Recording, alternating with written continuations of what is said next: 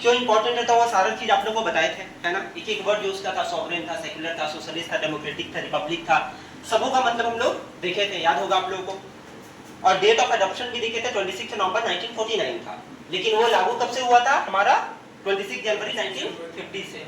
सारा चीज हम लोग पढ़े थे कल की क्लास में। अब आज थोड़ा सा आप लोग को लिखने का काम ज्यादा है, थोड़ा सा ये सारा चीज को लिखवा देते हैं जो कल हम लोग पढ़ाए थे, ठीक है। बाकी लेक्चर्स का जितना डीप में हम लोग कल समझे थे वो टोटल तो ऑब्वियसली नहीं लिखा पाएंगे हम लोग, जो मेन मतलब होता है वो हम लोग लिखाएंगे। बाकी आप लोग को इन डेप्थ में और देखना तो आप लोग YouTube पे है ही लेक्चर अपलोडेड, तो वहां से और डिटेल में देखकर और नोट्स आप लोग बना सकते हैं। जैसे पॉजिटिव सेक्युलरिज्म क्या होता है, नेगेटिव सेक्युलरिज्म क्या होता है ना, हम लोग ये सारा चीज लिखेंगे। सेक्युलरिज्म क्या होता है, बट पॉजिटिव नेगेटिव क्या होता है, ये सारा चीज आप लोग ये सब खुद से लिख लीजिएगा, क्योंकि सब समझिए थोड़ा सा एक्स्ट्रा चीजें जो समझाने के वक्त ज्यादा आदमी समझा देता है, बट लिखने के लिए आप लोग खुद से उससे नोट्स बना लीजिएगा, ठीक है। लिखिए, हेडिंग दीजिए प्रियम्बल।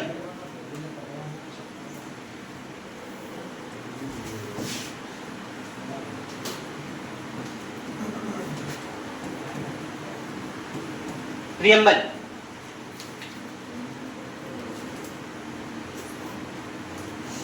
तो सबसे पहले लिखिए 13 दिसंबर 1946। 13 दिसंबर 1946। 13 दिसंबर 1946 Pandit Nehru moved objective resolution. हाँ लिखवा दिए थे, लेकिन यहाँ पर फिर से थोड़ा सा करते रहे। पीटी नेहरू यानी कि Pandit Jawaharlal Nehru moved objective resolution. आपको याद होगा ऑब्जेक्टिव रिजोल्यूशन ही बाद में जाकर के प्रियम्बल बना था, है ना। ऑब्जेक्टिव रिजोल्यूशन जो पास हुआ था उसी को बाद में मॉडिफाइड रूप में प्रियम्बल हमारा बना था, ये कल की क्लास में देखे थे हम लोग। तो 13 दिसंबर 1946 को पहली बार पंडित नेहरू क्या पेश कर रहे हैं, ऑब्जेक्टिव रिजोल्यूशन पेश कर रहे हैं, ठीक है। उसके बाद लिखिए 22 जनवरी 1947। 22 जनवरी 1947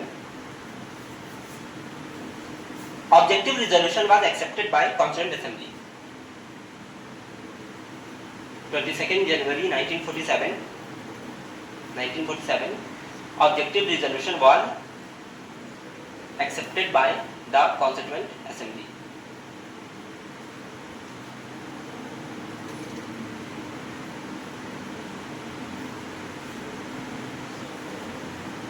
ठीक है। एक इंपॉर्टेंट और एक फैक्ट लिख लीजिए, जो प्रियम्बल का लैंग्वेज है वो किस देश से लिया गया था, क्योंकि हम लोग पढ़े हैं ना कि हमारा बोरोड कॉन्स्टिट्यूशन है, बहुत जगह से बोरो किए हम लोग कॉन्स्टिट्यूशन को। ये हम लोग अलग से भी पढ़ेंगे और कहां-कहां सोर्स से क्या-क्या बोरो किए हैं, नेक्स्ट लेक्चर हमारा इसी पे होगा। अभी यहाँ पर लिख लीजिए लैंग्वेज ऑफ प्रियम्बल कहां से हम लोग बोरो किए थे, ऑस्ट्रेलिया से। लैंग्वेज ऑफ प्रियम्बल, प्रियम्बल का जो लैंग्वेज है वो कहां से बोरो किए थे हम लोग, ऑस्ट्रेलिया से। ऑस्ट्रेलिया से language of preamble was borrowed from Australia, ठीक है। और आइडिया ऑफ प्रियम्बल मतलब प्रियम्बल हमारे कॉन्स्टिट्यूशन में रहेगा, ये हम लोग को कहां से देखने को मिला था, ये अमेरिका का कॉन्स्टिट्यूशन से हम लोग लिए थे, यूएसए का। तो लिख लीजिएगा idea of preamble, fourth point, idea of preamble dash देख लीजिए, यूनाइटेड स्टेट्स ऑफ अमेरिका से हम लोग लिए हैं, ठीक है। क्योंकि अमेरिका पहला देश था जिसके पास प्रियम्बल था, बाकी जितने भी देश के कॉन्स्टिट्यूशन है वहां पर प्रियम्बल आपको देखने को नहीं मिलता है, बट अमेरिका का कॉन्स्टिट्यूशन पहला कॉन्स्टिट्यूशन था जहां पर हम लोग को एक प्रियम्बल देखने को मिलता था, तो उसी से हम लोगों ने प्रियम्बल को कॉपी किया था। मतलब एग्जैक्ट कॉपी नहीं है, आइडिया प्रियम्बल का कि हमारे में भी रहना चाहिए है, ठीक है। अब लिखिए statements regarding preamble, statements regarding preamble, statements regarding preamble.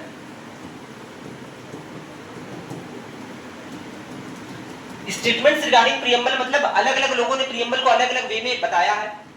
कोई ने कहा कि आइडेंटिटी कार्ड है, कोई ने कहा ये फिलॉसफी ऑफ द कॉन्स्टिट्यूशन है, कोई क्या कहते हैं। तो कुछ इंपॉर्टेंट 3-4 नाम है जिनका हम लोग स्टेटमेंट्स को लिखना है। सबसे पहले लिखिए soul of the constitution, soul of the constitution.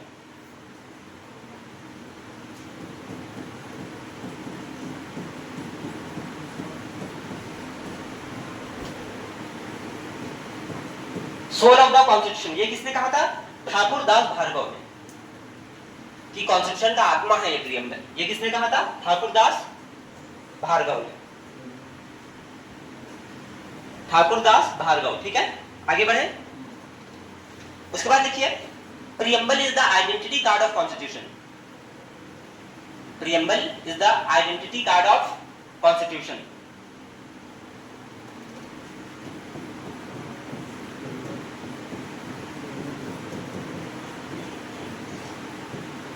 N.A. पल्लीवाला ये कहे थे preamble is the identity card of constitution.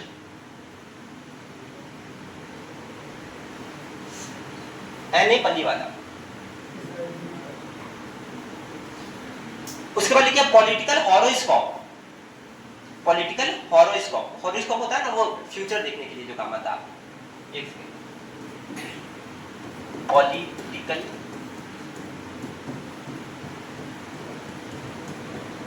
Horoscope, horoscope नहीं होता जिसमें ग्रह वगैरह देखते हैं सारा चीज है ना। तो पॉलिटिकल हॉरोस्कोप किसने कहा था? के.एम. मुंशी ने। के.एम. मुंशी ने कहा था पॉलिटिकल हॉरोस्कोप। उसके बाद लिखिएगा preamble is the key to constitution, मतलब चाबी है कॉन्स्टिट्यूशन की। Preamble is the key to constitution.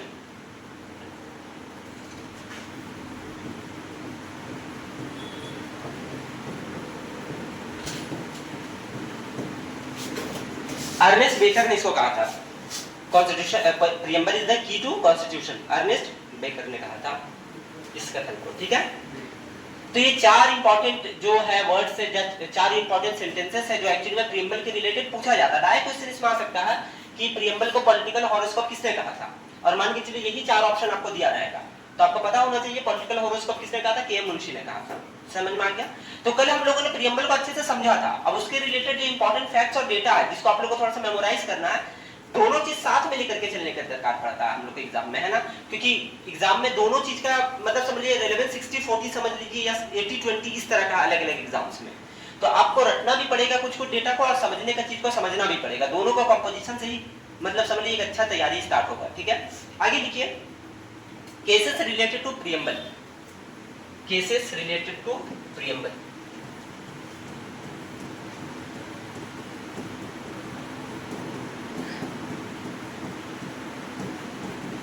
Cases related to preamble.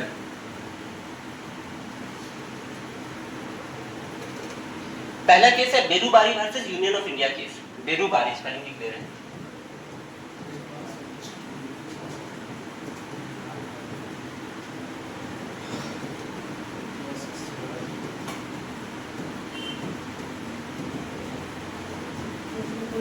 या यूनियन ऑफ इंडिया इसको कर दीजिए, यूनियन ऑफ इंडिया। देखिए जब भी कोई केस होता है ना तो इसी तरह से होता है। जैसे अगर आप कोई गवर्नमेंट के अगेंस्ट में केस लड़ रहे हैं तो आपका केस कर रहा है Krishna versus state of Jharkhand case. समझ गया? तो जब भी आप कोई गवर्नमेंट के एजेंसी के खिलाफ केस लड़ते हैं तो वर्सेस इसी तरह लिखाता है। समझ गया ना? तो यहाँ पर Berubari versus Union of India case था ये, जो हमारा 1960 में था। ईयर क्या है? 1960।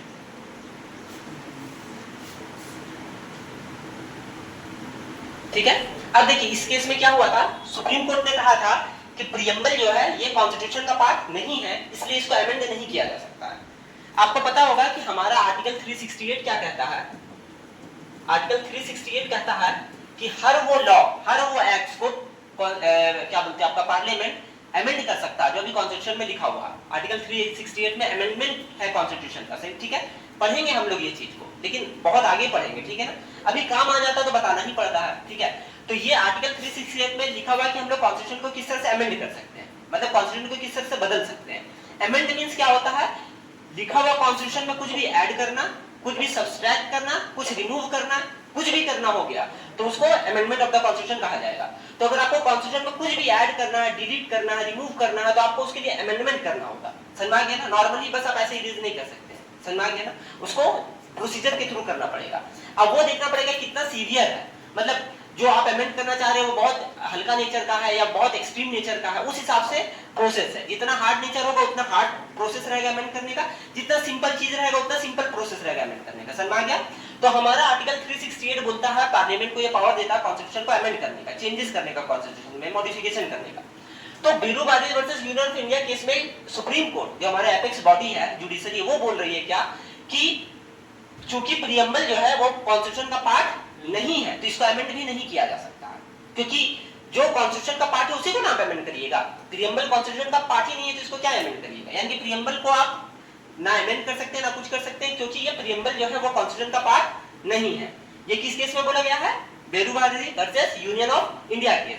इसके बाद जब हम लोग आगे बढ़ते हैं केशवानंद भारती केस में, ये भी एक नाम है केशवानंद भारती जो लड़े थे केरला के ये, तो केशवानंद भारती में हम लोग देखे हैं कि वही सुप्रीम कोर्ट वापस से अपना डिसीजन को रीचेक करती है और बोलती है कि नहीं, पास्ट में जो मैंने जजमेंट दिया था 1960 में वो गलत था, प्रीएम्बल जो है वो इंडियन कॉन्स्टिट्यूशन का पार्ट है और इसको भी अमेंड किया जा सकता है जैसे बाकी चीजों को अमेंड किया जाता है। तो जुडिशियल रिव्यू जो होता है, जुडिशियल जो सुप्रीम कोर्ट होता है वो अपना गलती को सुधार भी सकती है। इससे हम लोग को एक और चीज देखने को मिला कि सुप्रीम कोर्ट अगर एक डिसीजन दे दी तो इसका मतलब ये नहीं है कि सुप्रीम कोर्ट कल को उस डिसीजन से बदल नहीं सकती है। सुप्रीम कोर्ट के पास अपना भी पावर होता है कि वो अपने डिसीजन को सेल्फ चेक भी कर सकती है कि पास्ट में मेरा जो जजमेंट था वो सही था कि नहीं था। अगर सुप्रीम कोर्ट को कभी भी लगता है कि पास्ट का मेरा जजमेंट सही नहीं था तो अपने ही डिसीजन को सुप्रीम कोर्ट चेंज भी कर सकती है। समझ आ गया ना? तो हम लोग को यहाँ पर दो चीज देखने को मिलेगा। पहला, Beruwari versus Union of India case में हम लोग क्या देखें कि सुप्रीम कोर्ट बोल रही है कि प्रीएम्बल जो है वो पार्ट नहीं है कॉन्स्टिट्यूशन का, और सेकेंड टाइम वही सुप्रीम कोर्ट बोल रही है बाद में केशवानंद भारती केस में कि preamble is a part of constitution and hence it can be amended like any other laws of the country. समझ गया ना? कोई दिक्कत है तो लिखिए। Beruwari versus Union of India case 1960, ठीक है 1960 लिखिए। Supreme Court said that Supreme Court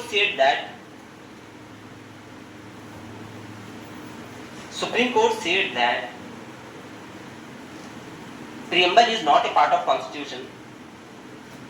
Preamble is not part of constitution. एक पेज छोड़ दीजिएगा आप दीदी, ठीक है, उसके बाद लिखिए preamble is not part of constitution and hence it cannot be amended. And hence it cannot be amended. Cannot be amended. Amend means होता है चेंज करना. Cannot be amended. बदला नहीं जा सकता, ठीक है? उसके बाद लिखिए सेकेंड केस केशवानंद भारती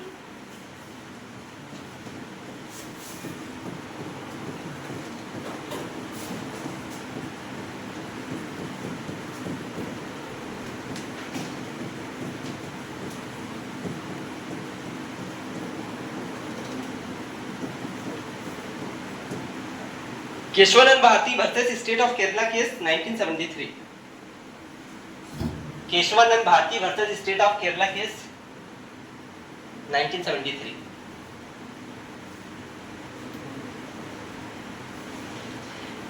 आप लोग को एक फैक्ट बताते हैं, ये जो केस है ना केशवानंद भारती केस, जो भी बच्चे यूपीएससी की तैयारी करते हैं उनको पता है ये इतना ज्यादा इंपॉर्टेंट केस है कि मतलब ये समझ लीजिए मेडिकल का पैरासीटामोल जैसे नहीं होता है, हर बात में लोग पैरासीटामोल दे देते हैं, उसी तरह से केशवानंद भारती केस है। ये जो भी बच्चे यूपीएससी या पॉलिटी पढ़ते हैं हर बच्चा को पता होता है केशवानंद भारती केस क्या है, क्योंकि ये समझ लीजिए इतना बेसिक चीज है केशवानंद भारती केस जो हुआ था 1973 में। इसमें कुछ रिकॉर्ड भी बना था। पहला रिकॉर्ड तो ये बना हुआ है कि ये लार्जेस्ट बेंच है जिसमें कोई सुप्रीम कोर्ट बैठी है कोई डिसीजन लेने के लिए, क्योंकि कॉन्स्टिट्यूशन उस समय में इवॉल्व हो रहा था और बहुत सारा बार ऐसा भी होता था कि सुप्रीम कोर्ट के जजेस को भी नहीं समझ में आता था कॉन्स्टिट्यूशन एक्चुअली में कहना क्या चाहता है, क्योंकि हमारा कॉन्स्टिट्यूशन देखिए लॉयर्स के द्वारा लिखा गया है। मोस्टली जो कॉन्स्टिट्यूशन असेंबली में लोग बैठे हुए थे वो ज्यादातर लॉयर्स थे। इसका डिमेरिट भी है कॉन्स्टिट्यूशन का कि बहुत सारे लोग लॉयर्स थे, तो लॉयर्स का भाषा ऐसे ही थोड़ा सा हार्ड होता है, तो वो क्या बोलना चाह रहे मतलब लिखा हुआ तो है लेकिन उससे क्या तात्पर्य है उनका, इसको समझने के लिए बहुत ज्यादा टाइम लगता था। तो इंटरप्रिटेशन अलग अलग लोग अलग अलग तरह से करते थे। एक इंटरप्रिटेशन कर रहे कि नहीं उनका मकसद इस तरह से होगा कहने का, तो दूसरे कह रहे नहीं उनका मकसद इस तरह से था कहने का। तो हर लोग जब अलग अलग तरह से इंटरप्रेट कर रहे हैं चीज को तो उसका मतलब भी अलग अलग निकल जा रहा है। तो बहुत बार ऐसा होता था और आज तक ये हो रहा है। सुप्रीम कोर्ट बीच बीच में हमेशा आती है बोलने के लिए कि यहाँ पर मेरे कॉन्स्टिट्यूशन मेकर्स का मकसद बोलना ये था ना कि ये था। समझ गया ना? आज भी कॉन्स्टिट्यूशन को इंटरप्रेट सुप्रीम कोर्ट करते रहती है अलग अलग डिसीजंस में। समझ आया?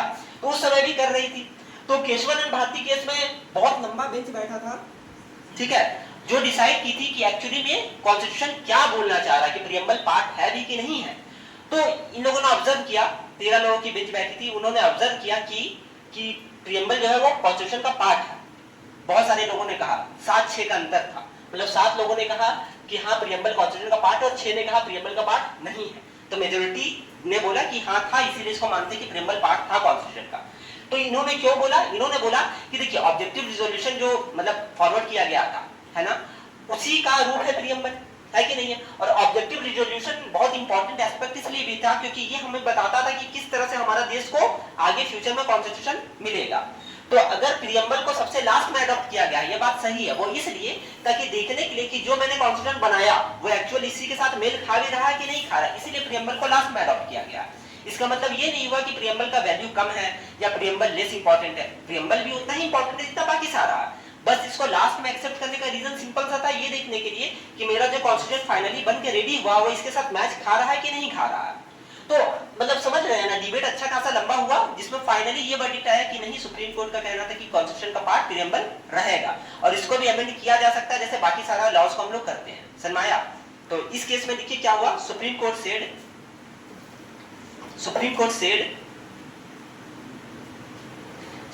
Said that preamble is part of the constitution, and hence it can be amended,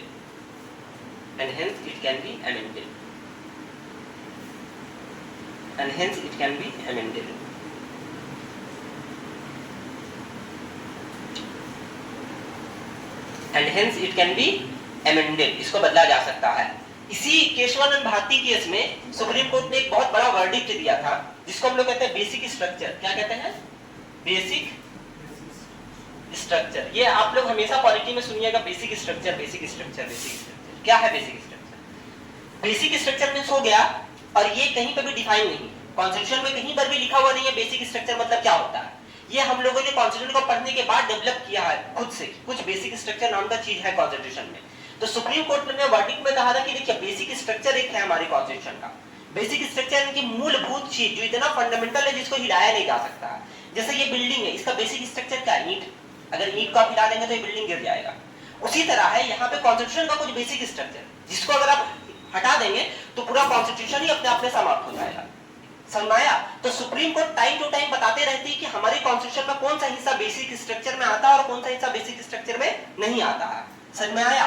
तो यहीं पर केशवानंद भारती केस में पहली बार सुप्रीम कोर्ट ने कहा कि यहाँ पर एक बेसिक स्ट्रक्चर नाम का चीज होता है।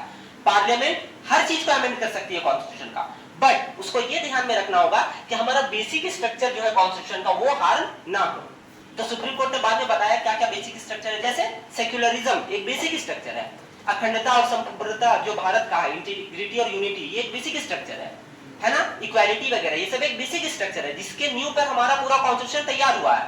अगर हम लोग डिस्क्रिमिनेशन करना स्टार्ट कर दें तो एक तरह से ये हो रहा है कि हमारा जो बेसिक स्ट्रक्चर है उसको हम लोग तोड़ रहे हैं, तो हमारा कॉन्स्टिट्यूशन का भी कोई मतलब नहीं रहेगा। समझ में आया? तो सुप्रीम कोर्ट ने कहा कि प्रियम्बल हो या कोई भी आर्टिकल हो सभी को बदला जा सकता है। पार्लियामेंट इतनी पावरफुल है कि वो हर चीज को बदल सकती है, बट ध्यान में रखना होगा कि बेसिक स्ट्रक्चर जो है वो नहीं बदला जा सकता।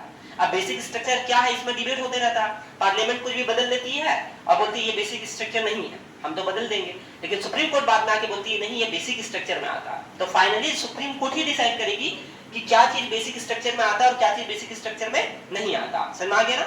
जैसे पार्लियामेंट मान के चलो वोटिंग राइट्स चेंज करना चाह रही है, बोल रही है कि लोगों को वोटिंग का राइट नहीं देंगे हम, फॉर एग्जांपल बोल रहे हैं पार्लियामेंट कोई लॉ ला रही है वोटिंग राइट आपका खत्म हो रहा है, तो सुप्रीम कोर्ट देखेगी ये जो नियम पार्लियामेंट लाना चाह रही है ये क्या हमारे कॉन्स्टिट्यूशन का बेसिक स्ट्रक्चर को चेंज कर रही है। तो अगर सुप्रीम कोर्ट को लगेगा नहीं डेमोक्रेसी का मतलब ही होता है लोग वोट देंगे, ये बिल्कुल बेसिक स्ट्रक्चर को ही खत्म कर रही है, तो वैसे नियम को जुडिशरी बोल देगी ये नल एंड वॉइड है और ये नहीं मतलब एक्सेप्ट किया जा सकता। समझ में आ गया ना? तो इस तरह से जुडिशरी बेसिक स्ट्रक्चर को देखते हुए सारा चीजों को, लॉज को, नियम्स को चेक में रखती है। समझ में आ गया? चलिए देखिए आगे।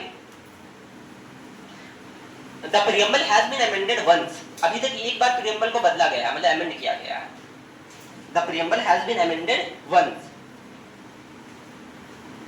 in 1976. Once in 1976. Once in 1976. है ना? Once in 1976. And 3 words were added. And 3 words were added.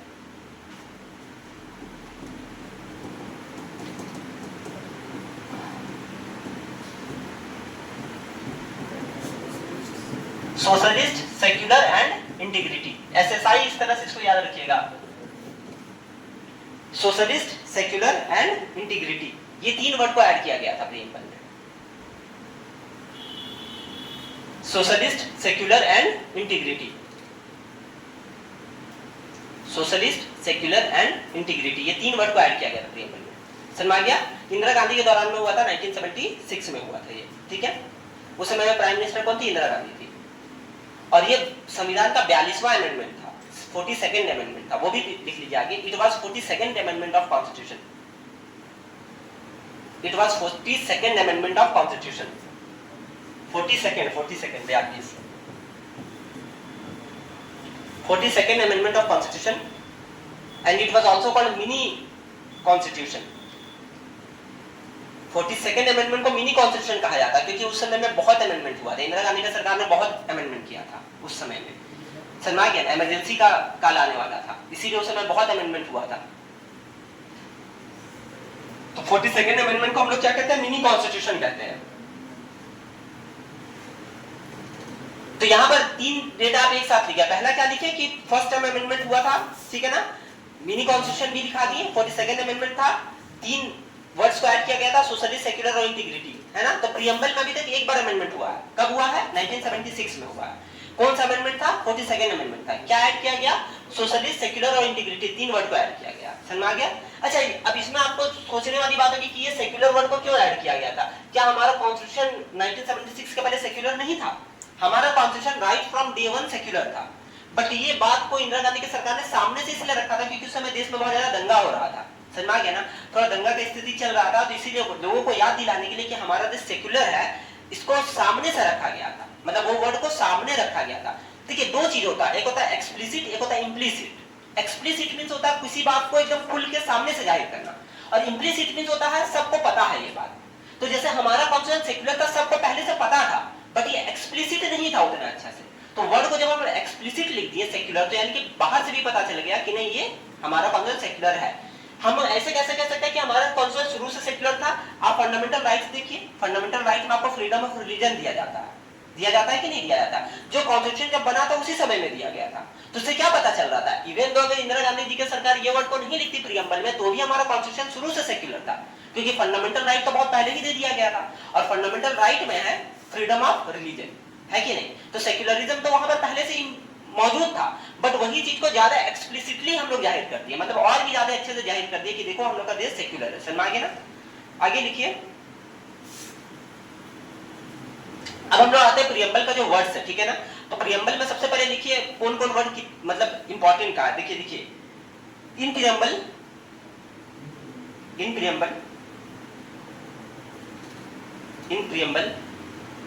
we have justice of 3 types. We have justice of 3 types. We have justice of 3 types. We have justice of 3 types. कौन कौन सा justice हम लोग को मिलता है, कल आप लोगों को बताया था, सोशल जस्टिस, इकोनॉमिक जस्टिस और पॉलिटिकल जस्टिस। तो लिख लिया social, economic and political.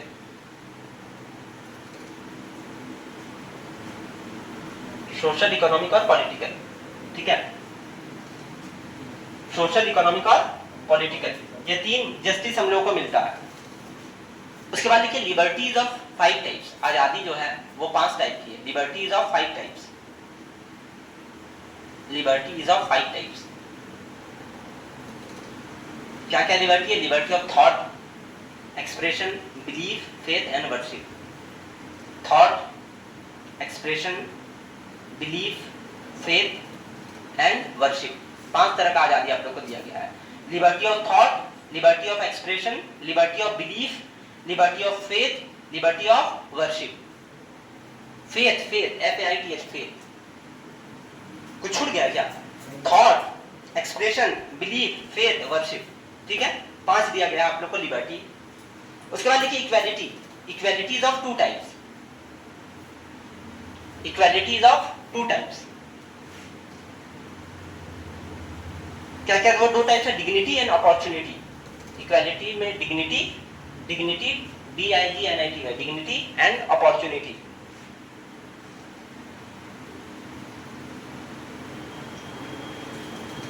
Dignity and opportunity, ठीक है। और फाइनल लिखिए डेट। डेट, डेट कौन सा दिया हुआ कॉन्स्टिट्यूशन में? 26 नवंबर 1949 का दिया हुआ, ये याद रखिएगा। बच्चे अक्सर कंफ्यूज होता है कि 26 जनवरी 1950 दिया हुआ होगा, लेकिन नहीं, डेट क्या दिया हुआ प्रीएम्बल में? 26 नवंबर 1949। वो याद है ना sentence, hereby adopt enact and give ourselves this constitution, वो वाला डेट भी मेंशन है, 26 नवंबर 1949, ये डेट मेंशन है, ठीक है। तो ये हमारा प्रियम्बल का जो भी इंपॉर्टेंट चीज था, इंपॉर्टेंट एस्पेक्ट्स था, वो हम लोग देखे ऊपर से। अब लिखिए प्रियम्बल का जो वर्ड्स था उसको हम लोग थोड़ा सा एक्सप्लेन करते हैं क्या क्या, ठीक है ना। तो सबसे पहले लिखिए, एक बार प्रियम्बल को वापस से लाते हैं, ठीक है।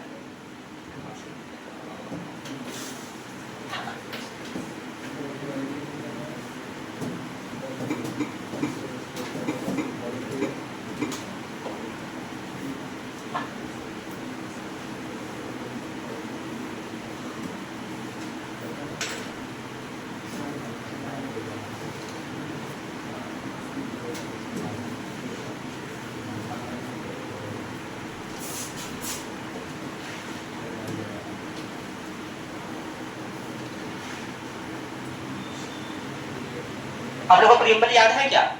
कितना बार पढ़े? अभी 2-3 बार पढ़े कि नहीं पढ़े? देखिए दीदी, अपने क्लास में इतने बार आप लोग पढ़िएगा प्रियम्बल को, ये याद ही हो जाएगा, साफ हो जाएगा।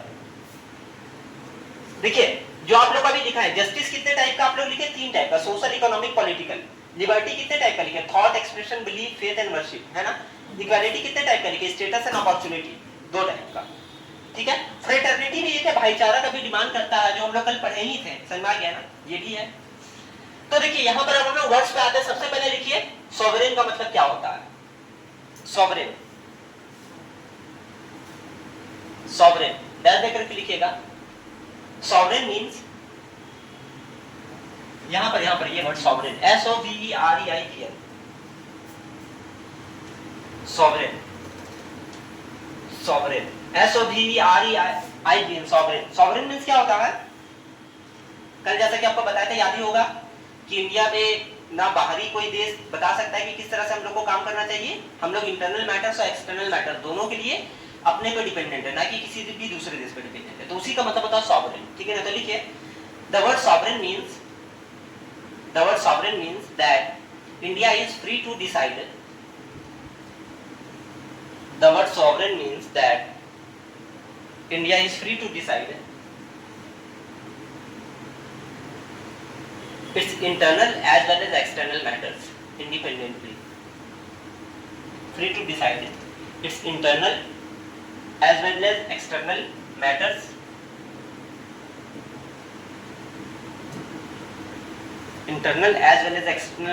independently.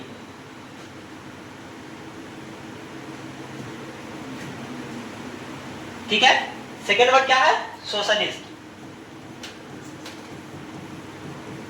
सोशलिस्ट, सोशलिस्ट मींस हम लोग जब इकोनॉमी में पढ़ते हैं तो हम लोग इकोनॉमी में क्या सोशलिस्ट पढ़ते हैं कि हर मींस ऑफ प्रोडक्शन में गवर्नमेंट का कंट्रोल होगा, है ना। हम लोग सोशलिस्ट इकोनॉमी पढ़े भी थे इकोनॉमिक्स में। बट आपको बताइए यहाँ पर हम लोग का देश में सोशलिस्ट मींस ये नहीं था कि सारा मींस ऑफ प्रोडक्शन गवर्नमेंट का होगा। हमारे देश में सोशलिस्ट कहने का मतलब क्या था कि सरकार चाहेगी कि इनइक्वालिटी को कम से कम किया जाए, डिस्ट्रीब्यूशन ऑफ वेल्थ हो और लोगों के बीच में असमानता कम से कम हो, है ना। ये हमारा सोशलिस्ट का आइडिया था। तो लिखिए the word socialist implies that, the word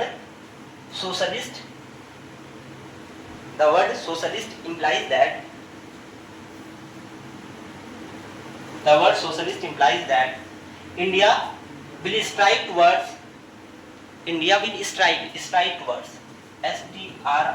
strive. India will strive towards equality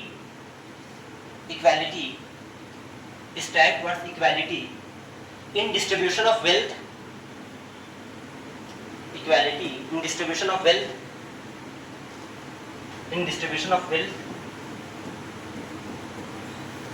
and remove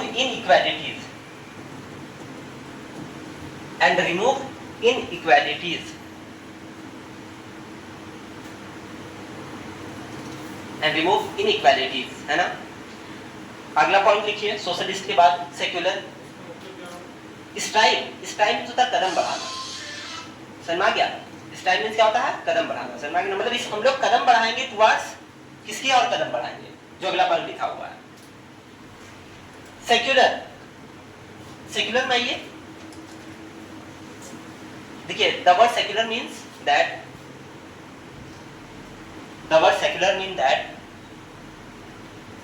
the state shall have no official religion. The state shall have no official religion। आप लोगों को बताया था polity में state means देश होता है ना। The state shall have no official religion, every religion shall be respected equally या treated equally, every religion will be treated equally, every religion will be treated equally।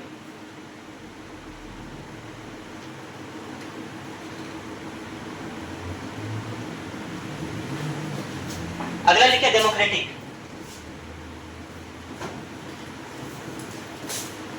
Democratic next word लिखिए democratic, है ना। देखिए the word democratic signifies that the word democratic signifies that India has a democracy, India has a democracy, India has a democracy and people are the most powerful and people are most powerful and people are most powerful in the country, people are most powerful in the country। next लिखिए Republic. Republic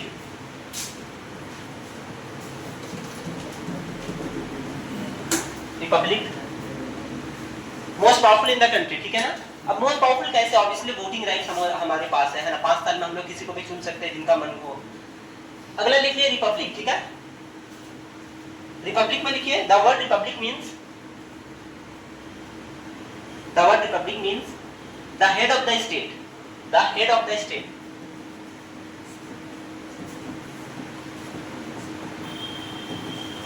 head of the state will be elected by the people, will be elected by the people,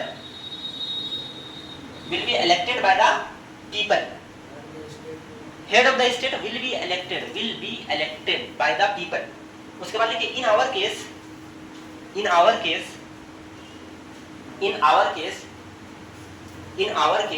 the nominal head,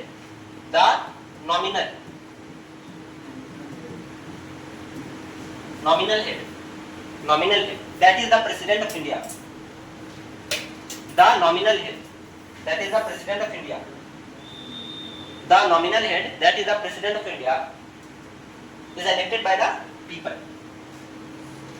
is elected by the people। दो indirectly elect होते हैं but elected by the people। तो Republic में समझ में आ गया क्या होता है।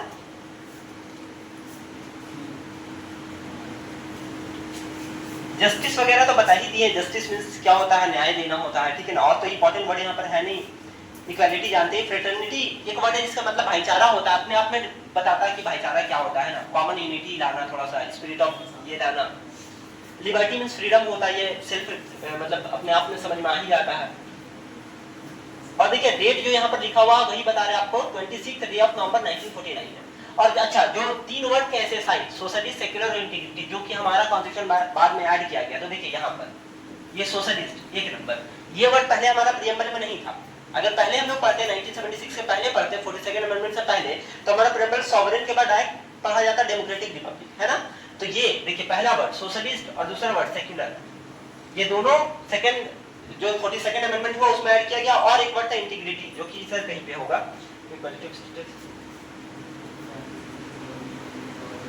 justice, social, economic and political liberty of thought, expression, liberty of dignity and the individual of integrity। देखिए यहाँ पर, ठीक है ना। तो ये थर्ड वर्ड था जो हम लोग को इंटीग्रिटी हम लोग ऐड किए, ठीक है ना। तो 3 वर्ड जो 42nd अमेंडमेंट में ऐड किया गया ये था सोशलिस्ट, सेक्युलर और इंटीग्रिटी। कभी कभार ये भी पूछ देता है ना एग्जाम में कि ये किस स्लाइड में है, उतना मतलब माइन्यूट चीज पढ़ने का कोई नीड है नहीं, ठीक है ना। तो ऐसे आप लोग को याद रखिए कि ये थर्ड लाइन में था सोशलिस्ट, सेक्युलर वर्ड और ये कहां पर है ये आप लोग देख सकते हैं, ठीक है ना। लाइन वगैरह पढ़ने को उतना नीड नहीं है, बट कभी कभार पूछ देता है रेलवेज वगैरह में तो वो अलग बात है। तो 3 वर्ड जो ऐड किया गया था देखिए सोशलिस्ट, सेक्युलर और इंटीग्रिटी, ठीक है। डेट ऑफ एडॉप्शन हमारा क्या दिया गया था 26 नवंबर 1949, है ना। हम लोगों ने कॉन्स्टिट्यूशन अपने आप को दिया था इनैक्ट करके। कितने लोगों ने साइन किया था आप लोगों को पहले ही बता दिया, 284 लोगों ने साइन किया था आउट ऑफ 299 जो अवेलेबल थे। तो ये हमारा प्रीएम्बल खत्म हो गया। यहाँ पर समझ में आ गया ना क्या होता है प्रियम्बल, आप लोग को समझ में आ गया।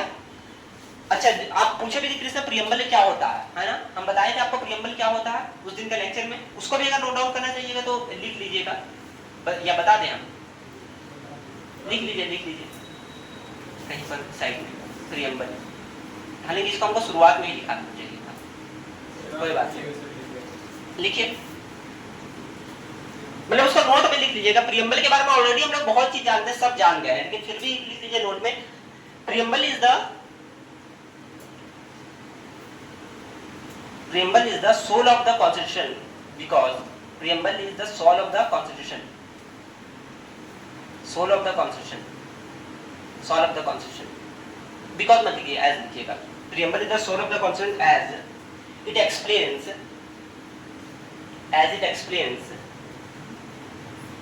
all the basic ideas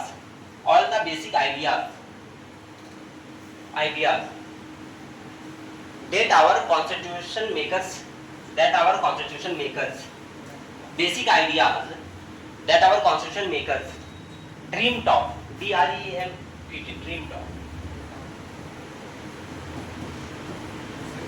dreamed of, ठीक है ना।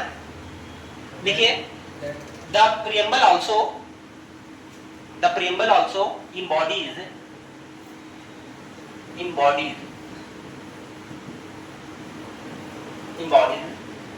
aspirations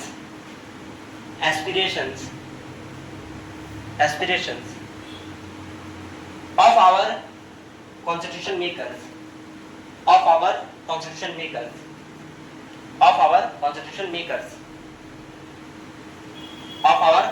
makers, and it also reflects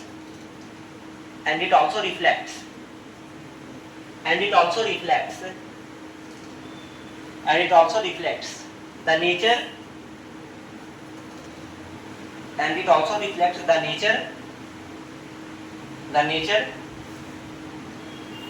of the country that they wanted to establish,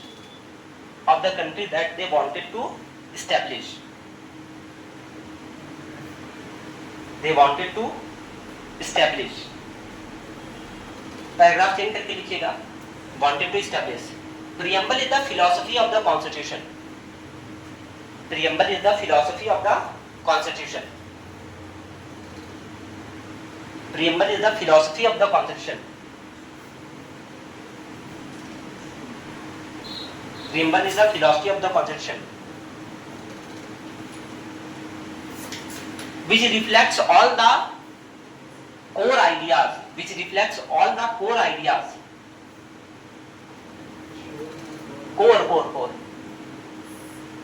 which reflects all the core ideas that our constitution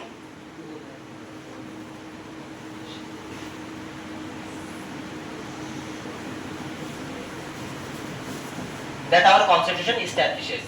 बस इतना ही लिखिए, that our constitution establishes, that our constitution establishes.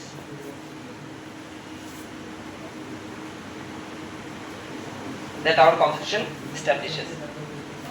ठीक है, इसके अलावा आप और भी लिख सकते हैं कि ये प्रीफेस के तरह है, शर्मा गया ना, जो आपको पहले बता देता है समरी में कि क्या पूरा मेरा कॉन्स्टिट्यूशन बताना चाह रहा है। लिखने को इसमें और भी बहुत सारा 200-300 वर्ड हम लोग लिख सकते हैं, बट इतना हमें आइडिया देने के लिए काफी है। ठीक है, क्या नहीं समझ में आया जो लिखा हुआ है? आगे चलिए लिखिए अब salient features of our constitution. अगला टॉपिक लिखिए salient features of our constitution. Salient features of our constitution. क्या नहीं समझ में आ रहा है? ड्रीम मीन्स होता है सपना देखना, मतलब हमारा प्रियम्बल वो सारा मतलब है, सब जो भी हमारे मतलब नेता लोग पॉलिटिशियन लोग सपना दिखे थे, हमारा प्रियम्बल वो सारा चीज को एम्बॉडीज करता है। सैलिएंट फीचर्स ऑफ कॉन्स्टिट्यूशन मतलब हमारे कॉन्स्टिट्यूशन का क्या क्या स्पेशल फीचर्स है उसके बारे में हम लोग थोड़ा सा डिस्कशन करेंगे। Salient features of our constitution, salient features of our constitution, SALIENT, salient बोल रहे, साइलेंट फीचर से नहीं बोल रहे हैं, ठीक है ना। सैलिएंट मींस होता है जो अनोखा फीचर है, ठीक है ना। Salient features of our constitution,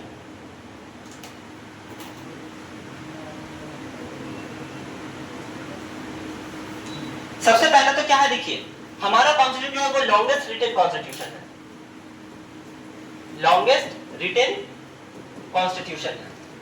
सबसे पहला सेलिएंट फीचर्स ये है कि पूरा दुनिया में इतना लंबा चौड़ा लिखा हुआ कॉन्स्टिट्यूशन किसी का नहीं है, सबसे बल्कि कॉन्स्टिट्यूशन हम ही लोगों का है।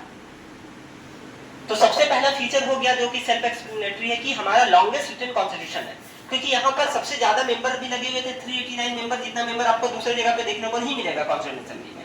दूसरी बात है यहाँ पर सब मेंबर अपने आप में कुछ ना कुछ रुतबा रखते थे, तो हर के पास कुछ ना कुछ आइडियाज था, बहुत पढ़े लिखे लोग थे, सारा लॉयर्स फिलोसफर्स लिटरेचर के भरे हुए थे। जितने भी आप लोग देखिएगा, जवाहरलाल नेहरू देख लीजिए, वल्लभ भाई पटेल देख लीजिए, है ना, महात्मा गांधी देख लीजिए, सब कहीं ना कहीं, भले महात्मा गांधी डायरेक्टली इन्वॉल्व नहीं थे बट इनडायरेक्टली इन्वॉल्व थे, सब कहीं ना कहीं लॉयर बैकग्राउंड से हैं, सब फिलोसफी पढ़े हुए, सब लिटरेचर के महान ज्ञानी हैं। तो जिनकी वजह से हमारा कॉन्स्टिट्यूशन थोड़ा सा बल्कि और थोड़ा सा लॉन्गेस्ट हो गया, समझ में आ गया ना। अच्छा, और भी रीजन था लॉन्गेस्ट लिखने का। इसका रीजन ये था कि बहुत सारा कॉन्स्टिट्यूशन दुनिया भर का ऐसा है जो बहुत सारी चीजों को अच्छे से एक्सप्लेन नहीं किया है, जिसे कुछ बात को लिख करके आधा अधूरा में ही छोड़ दिया गया है। बट हमारा कॉन्स्टिट्यूशन सारा चीज बता रहा है, स्टेट और सेंटर का बीच में रिलेशन कैसा होना चाहिए, स्टेट और सेंटर के बीच में पैसा को लेकर इकोनॉमिक फ्रंट में कैसा रिलेशन होना चाहिए, स्टेट के साथ कैसा रिलेशन होना चाहिए, पावर का किस तरह से डिस्ट्रीब्यूशन होना चाहिए, कौन से सब्जेक्ट्स में स्टेट लिस्ट में, कौन सा सब्जेक्ट में सेंटर लॉ बनाएगी, कौन से सब्जेक्ट में स्टेट लॉ बनाएगी, कौन से सब्जेक्ट में तीनों या दोनों मिलकर के लॉ बनाएगी, समझ में आ गया।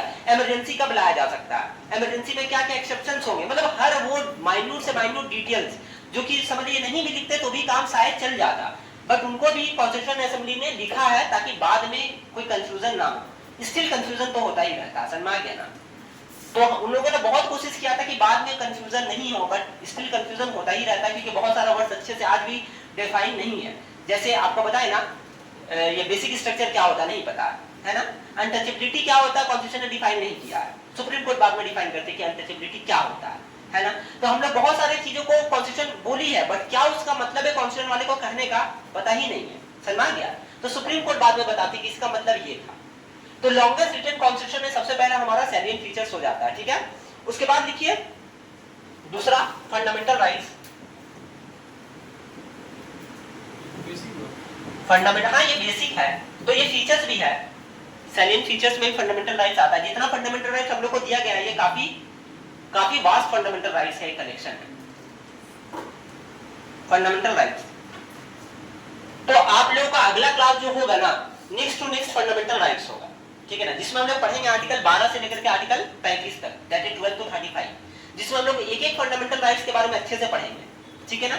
तो अभी आपको लिखने का नीड नहीं है फंडामेंटल राइट्स क्या है, कितने टाइप्स के, बस अभी आप सैलिएंट फीचर में सिर्फ फंडामेंटल राइट लिख दीजिए, बाकी आपको समझाया जाएगा, ठीक है। 6 फंडामेंटल राइट्स आप लोग का होता है, और वो 6 को बहुत डिटेल में हम लोग पढ़ने वाले हैं, समझा गया ना। तो बस अभी सिर्फ सैलिएंट फीचर्स में लिख दीजिए फंडामेंटल राइट्स, ठीक है ना, या the constitution gives us fundamental rights. उसके बाद लिखिए इंटीग्रेटेड जुडिशरी,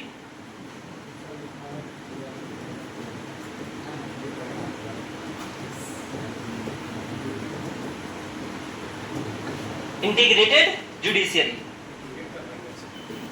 क्या नहीं बता रहे, इंटीग्रेटेड का मतलब क्या है। इंटीग्रेटेड जुडिशरी, इंटीग्रेटेड जुडिशरी से कहने का मतलब हो गया कि आप सबऑर्डिनेट कोर्ट से स्टार्ट करिए कोई भी केस को, और अगर आप सेटिस्फाइड नहीं है तो आप सुप्रीम कोर्ट तक जा सकते हैं। तो बाय स्टेप बाय स्टेप आप जा सकते हैं, सुप्रीम कोर्ट तक जा सकते हैं। आप पहले जाइए सबऑर्डिनेट कोर्ट में, वहां पर आप अगर संतुष्ट नहीं हो पाए, आपको लग रहा है कि गलत डिसीजन लिया गया, आप और ऊपर जाइए, आप फिर और डिस्ट्रिक्ट कोर्ट में जाइए, आपको वहां भी अगर नहीं समझ में आया डिसीजन, आप हाई कोर्ट में चल जाइए, हाई कोर्ट में भी अगर आपको डिसीजन समझ में नहीं आया तब आप फाइनली सुप्रीम कोर्ट में भी जा सकते हैं। तो इस तरह से एक हायरार्की बना हुआ नीचे वाले कोर्ट से लेकर के ऊपर वाले कोर्ट तक, तो इसको कहते हैं इंटीग्रेटेड जुडिशियरी सिस्टम, समझ गया ना। तो हमारी इंटीग्रेटेड जुडिशरी है। दूसरे देशों में ऐसा नहीं है, दूसरे देशों में बहुत सारे देश में ऐसा है कि मान के चलिए झारखंड का कोर्ट ने ये फैसला सुना दिया कि ये सजा आपको होगा, तो आप बाहर उसके नहीं जा सकते हैं, आप सेंट्रल कोर्ट में नहीं जा सकते। बहुत सारे देशों में ऐसा प्रावधान है, बट हमारे केस में आप सुप्रीम कोर्ट तक जा सकते हैं अगर आपका कोई भी प्रॉब्लम हो रहा है तो, लेकिन आपको पहले नीचे के कोर्ट से जाना पड़ेगा। आप डायरेक्ट सुप्रीम कोर्ट से फंडामेंटल राइट का ब्रीच में जा सकते हैं, समझ में ना। नॉर्मल केसेस में आप डायरेक्टली सुप्रीम कोर्ट अपील नहीं कर सकते, लेकिन अगर आपका फंडामेंटल राइट के साथ कुछ भी मतलब हानि हुआ है तो आप डायरेक्टली सुप्रीम कोर्ट को भी जा सकते हैं। ये सारा कोर्स का चक्कर लगाने के का आपको नीड नहीं पड़ेगा, समझ में आया। तो इंटीग्रेटेड जुडिशरी समझ में आया कि स्टेप बाय स्टेप आप लोग जा सकते हो, सबऑर्डिनेट से स्टार्ट होते होते एकदम डायरेक्ट सुप्रीम कोर्ट तक आप लोग जा सकते हो, समझ में आ गया। उसके बाद देखिए single constitution and single citizenship. इसमें कुछ लिखाना नहीं है क्योंकि ये बाद में लोग बहुत डिटेल में पढ़ेंगे। Single constitution and single citizenship.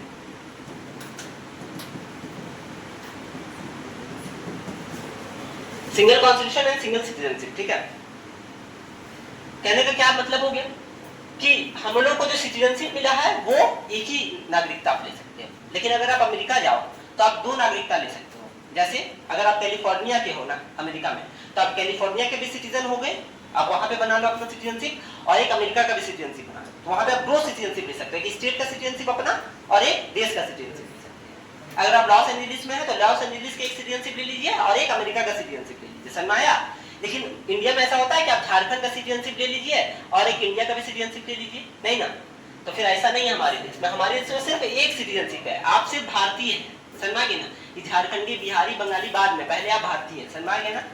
तो ये हमारा सिंगल सिटीजनशिप कहने का मतलब हो गया, ठीक है। और सिंगल कॉन्स्टिट्यूशन मींस कहने का हो गया पूरा देश का एक ही कॉन्स्टिट्यूशन है। अमेरिका में ऐसा नहीं है। अमेरिका में अगेन कैलिफोर्निया में कोई कानून चल रहा है तो लॉस एंजेलिस में वो कानून नहीं चल रहा होगा, समझ गया। अलग अलग है। जैसे अल्कोहल में देख लीजिए, कैलिफोर्निया में मान के चलिए अल्कोहल पीना में कोई भी हानि नहीं है, लॉस एंजेलिस में बैन है। पिस्तौल रखना, अमेरिका में बहुत सारे स्टेट ऐसा है जहाँ पर पिस्तौल रखना गैर कानूनी है, और कोई स्टेट ऐसा है जहाँ पे पिस्तौल रखना एकदम आम सा बात है। आप बिना मतलब कोई ज्यादा रेस्ट्रिक्शन नहीं, आप पिस्तौल भी रख सकते अपने घर में, समझाया। तो बहुत अलग अलग लॉज है अलग अलग स्टेट्स में, बट इंडिया में ऐसा नहीं है। इंडिया में अगर एक अगर कानून बना दिया सेंट्रल गवर्नमेंट ने तो वे पूरे ऑल ओवर इंडिया में लागू हो जाएगा, समझ गया ना। स्टेट अपना लॉ बना सकती है, स्टेट का अपना लॉ बनाना वो अलग चीज आ जाता है, उसमें तो डिवीजन ऑफ सब्जेक्ट है ना, स्टेट कौन सा लॉ बनाएगी, सेंटर कौन सा लॉ बनाएगी। बट हमारा कॉन्स्टिट्यूशन अगर कुछ कह रही है तो पूरे सिटीजन पे लागू होता है कि नहीं होता लागू। ऐसा थोड़ी ना है कि मेरे पे लागू नहीं होगा, आप पे लागू हो जाएगा, पूरे पे लागू होगा जो भी इस देश के नागरिक है, समझ गया। तो सिंगल सिटीजनशिप मींस क्या, सॉरी सिंगल कॉन्स्टिट्यूशन मींस क्या हो गया, एक ही कॉन्स्टिट्यूशन है चाहे वो राज्य का हो या देश का हो। और सिंगल सिटीजनशिप मींस क्या हो गया, एक ही नागरिकता है, आप सिर्फ भारतीय हैं, झारखंडी, बिहारी वगैरह बाद में है, समझ आ गया ना। लेकिन अमेरिका में ऐसा नहीं है, अमेरिका में दो सिटीजनशिप है, आप जिस स्टेट के रहते हैं वहां का भी है नागरिक, वहां का नागरिकता लेना पड़ता है आपको, और आप यूएसए के भी नागरिक है, समझ गया ना। तो ये मेरा था कहने का।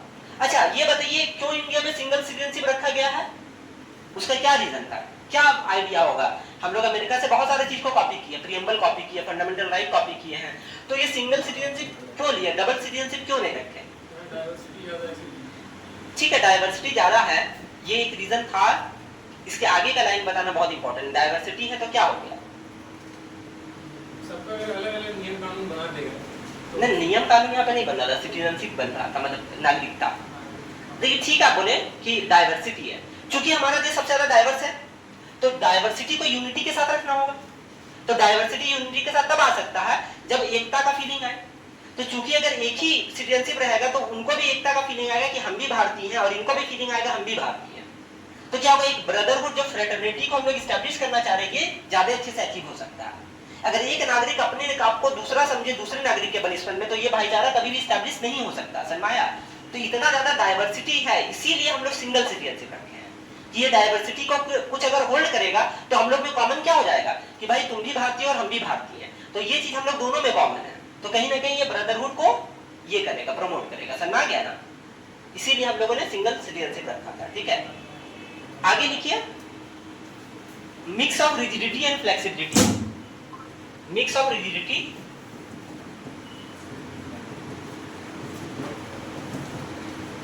And flexibility. क्या है इसका मतलब, रिजिडिटी एंड फ्लेक्सिबिलिटी। फ्लेक्सिबिलिटी यहां पे भी लिख दे रहे हैं, फ्लेक्सिबिलिटी।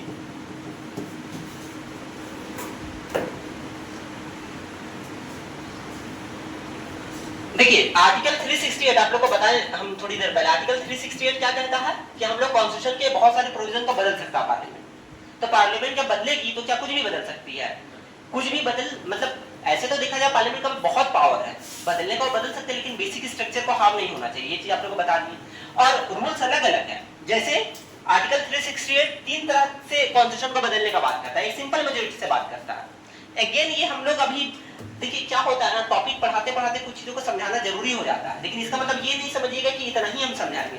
हम लोग को ये अगेन बोल रहे हैं वापस से पढ़ना है, अमेंडमेंट ऑफ कॉन्स्टिट्यूशन कैसे होगा। हम लोग यहाँ पे बहुत डिटेल में पढ़ेंगे सिंपल मेजोरिटी क्या होता है, स्पेशल मेजोरिटी क्या होता है, special majority plus ratification of state क्या होता है, बहुत डिटेल में हम लोग आगे क्लास में पढ़ेंगे। अभी बस आप लोग को समझाने के लिए हम बस समझ लीजिए बता दे रहे हैं क्या होता है। तो आर्टिकल 368 के तहत तीन तरह से हम लोग कॉन्स्टिट्यूशन को बदल सकते हैं। एक सिंपल मेजोरिटी से, सिंपल मेजोरिटी से कहने का मतलब कि यहाँ पे जितने लोग बैठे हुए हैं इनका आधा से एक ज्यादा वोट दे दिया तो कॉन्स्टिट्यूशन बदला जाएगा। समझ में? जैसे यहाँ पे 10 लोग बैठे हुए तो 6 लोग अगर सपोर्ट कर दिए तो कॉन्स्टिट्यूशन बदला जाएगा। एक होता है स्पेशल मेजोरिटी जिसमें 2/3 लोग यानी कि 75% लोगों को वोट देना पड़ेगा, ठीक है। और एक होता है तीसरा special majority plus ratification of state, यानी कि आप लोग का 2/3 प्लस हम लोग टीचर से भी बोला जाएगा कि आप लोग भी सहमत है क्या, तब बदला जाएगा वो चीज। समझ में गया? तो तीन तरह से कॉन्स्टिट्यूशन को बदला जाएगा। तो सबसे सिंपल वाला हो गया सिंपल मेजोरिटी जिसमें से 6 लोगों का दरकार था, तो वहां पर ऐसे नियम्स हैं जो काफी इजीली बदले जा सकते हैं, तो ये सिंपल तरीके से बदला गया। और जो लास्ट वाला स्टेप था स्पेशल मेजोरिटी प्लस जो आप टीचर से भी कंसल्ट कर रहे थे, ये सबसे हार्ड फॉर्म ऑफ अमेंडमेंट हो गया। तो हमारा कॉन्सेप्ट सिंपल भी मेजोरिटी से हो जाता है और स्पेशल मेजोरिटी विद हाई, मतलब आपको स्टेट से भी पूछना पड़ेगा, 28 स्टेट से पूछना पड़ेगा कि क्या आप भी सहमत हैं इसमें, तो उसमें कॉन्स्टिट्यूशन को बदलना इतना आसान नहीं रहेगा। तो यही मतलब होता है फ्लेक्सिबिलिटी मींस रिजिडिटी और फ्लेक्सिबिलिटी। रिजिड मींस हो गया एक ऐसा सिस्टम जिसको बदला ही नहीं जा सकता है, लेकिन हमारा सिस्टम काफी फ्लेक्सिबल है, इजीली भी बदला जा सकता है। एट द सेम टाइम कुछ प्रोविजन ऐसे हैं जिसको बदलना बहुत बहुत हार्ड है, इसीलिए हमारा कॉन्स्टिट्यूशन रिजिड भी है। तो यानी कि हमारा कॉन्स्टिट्यूशन एक पेरेंट की तरह है, जहां पर दरकार होता थोड़ा सॉफ्ट रहने का वहां पर फ्लेक्सिबल है, और जहां पर दरकार होता थोड़ा हार्ड रहने का, कठोर रहने का, वहां पर रिजिड बन जाता है। समझ में आ गया? तो दोनों का एक अच्छा बैलेंस है हमारा कॉन्स्टिट्यूशन कि अगर कोई चीज को कॉन्स्टिट्यूशन का आपको बदलना है तो आप उसको नियम से, मतलब सिंपल नियम से भी बदल सकते हैं, और किसी चीज को बदलने में आपको समझिए पसीना छूट जाएगा, इस तरह का हार्ड है वो प्रोसीजर। समझ में आ गया? तो ये अच्छा ब्लेंड, अच्छा मिक्सचर है रिजिडिटी का और फ्लेक्सिबिलिटी का। अच्छा, अब आप यूएस और यूके का एग्जांपल देखिए। यूएस में हर चीज को बदलना हार्ड है, कोई भी नियम को बदलना चाहिए तो आपको स्टेट से पूछना पड़ेगा। छोटा से छोटा चीज को अगर आप बदलना चाह रहे हैं कॉन्स्टिट्यूशन में तो आपको सारे स्टेट से पूछना पड़ेगा, और 50 स्टेट है, आपको 50 स्टेट का सहमति देना पड़ेगा। तो मतलब छोटा से छोटा चेंज के लेके आपको क्या करना पड़ेगा, यूएस में स्टेट से परमिशन लेना पड़ेगा। वहीं यूके में किसी से पूछने की दरकार नहीं है, आप आराम से बदल दीजिए, बस पार्लियामेंट पास कर दिया।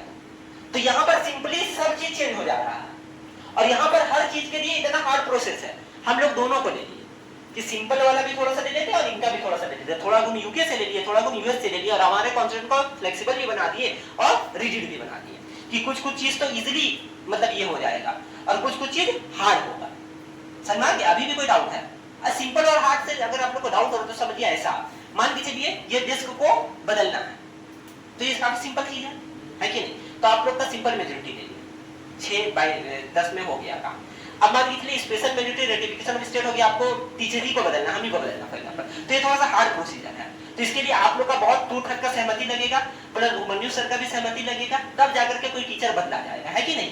तो ये थोड़ा हार्ड प्रोसीजर हो गया, और बेंच को बदलना काफी सिंपल प्रोसीजर था। तो इसके लिए क्या दरकार है कि सबका सहमति ले, है ना, सर वगैरह का, आप सिंपली इसको अपनी सहमति से कर दिए, सिंपल मेजोरिटी यहाँ पे काम आ गया। पर जो हार्ड डिसीजन था उसके लिए आपको क्या करना पड़ा, स्टेट से भी पूछना पड़ा। समझ में आया? तो इसी तरह का नियम है हमारा सिंपल मेजोरिटी और स्टेट और स्पेशल मेजोरिटी में। ये हम लोग आगे पढ़ेंगे, समझ में ना? अभी तो बस ये कॉन्सेप्ट को समझाना था तो इसलिए हमको बताना पड़ता है, समझ में ना? ये आप लोग बहुत आगे पढ़िएगा, ठीक है ना?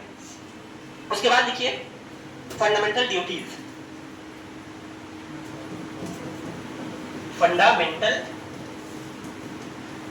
Duties, fundamental duties, fundamental duty. अब फंडामेंटल ड्यूटी से हमारा क्या तात्पर्य है? देखिए, हमारा कॉन्स्टिट्यूशन फंडामेंटल राइट देता है कि नहीं देता है? देखिए, जहां जहां भी राइट्स आता है, कॉन्स्टिट्यूशन का भी ये फर्ज बनता है कि आपसे भी कुछ एक्सपेक्टेशन हो। हालांकि हमारा ओरिजिनल कॉन्स्टिट्यूशन में फंडामेंटल ड्यूटीज नहीं था, बाद में ऐड किया गया, ठीक है?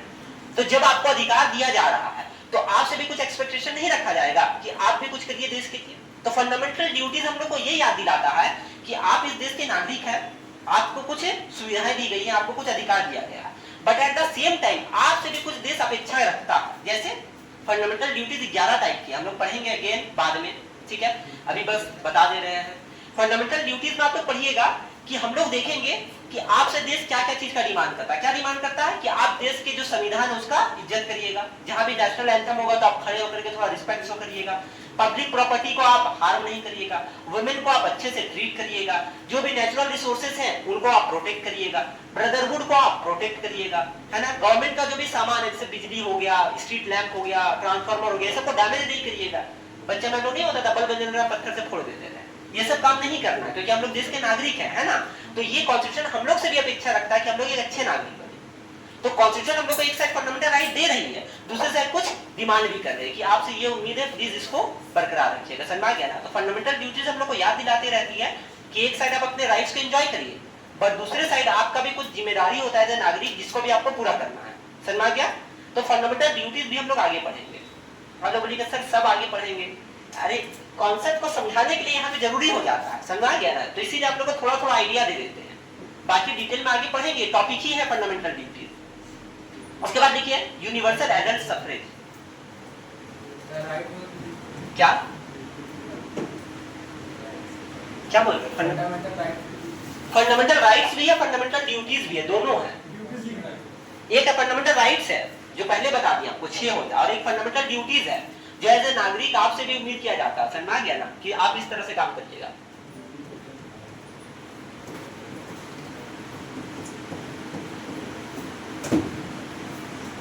यूनिवर्सल एडल्ट सफरेज यानी कि हर वो बंदा जो 18 साल या उससे एबव का है उनको वोटिंग का राइट है। समझ आ गया।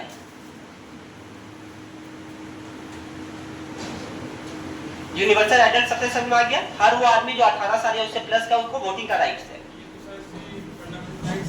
हाँ, इसको हालांकि एकदम फंडामेंटल राइट्स में नहीं रखा गया, इसको लीगल राइट्स में रखा गया है। समझ आ गया ना।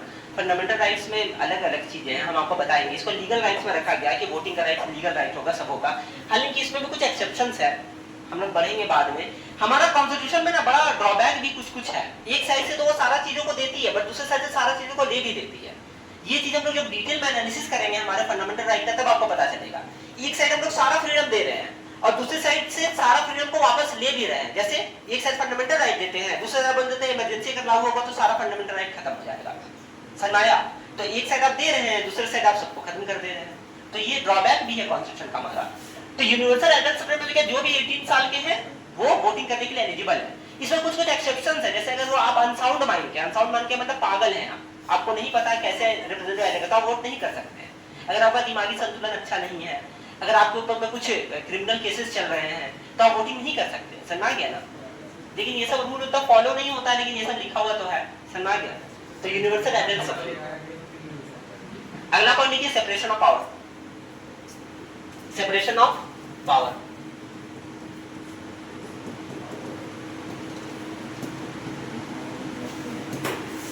हर पॉइंट्स को आप लोग चाहे तो अपने से एक्सप्लेन कर सकते हैं। आप लोग को क्या करना होगा, ये लेक्चर को वापस से एक बार YouTube में देख लीजिए, अपने से पॉइंट्स को एक्सप्लेन कर सकते हैं आप लोग। समझ आ गया ना। सारा पॉइंट को समझा दे रहे हैं।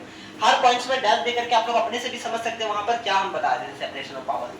सेपरेशन ऑफ पावर मींस क्या हो गया, हमारा कॉन्स्टिट्यूशन बहुत अच्छे से पावर को सेपरेट कर देती है। पहले ही क्लास में हम लोग देखे थे, नहीं कर देती है। लेजिस्लेटिव को बता दिया आपका काम क्या है, जुडिशरी को बता दी भैया आपका काम क्या है, और एग्जीक्यूटिव को बता दी भैया आपका काम क्या है। मतलब आप लोग मिक्स मत हो जाइएगा, आप अपना काम देखिए, आप अपना देखिए, आप अपना देखिए। तो सेपरेशन ऑफ पावर मींस यही हो गया। बहुत अच्छे से हम लोगों ने बता दिया कि किस तरह से अलग अलग लोग अलग अलग काम को करेंगे। ठीक है ना। तो ये हो गया सेपरेशन ऑफ पावर। अगला पॉइंट लिखिएगा separation of subjects.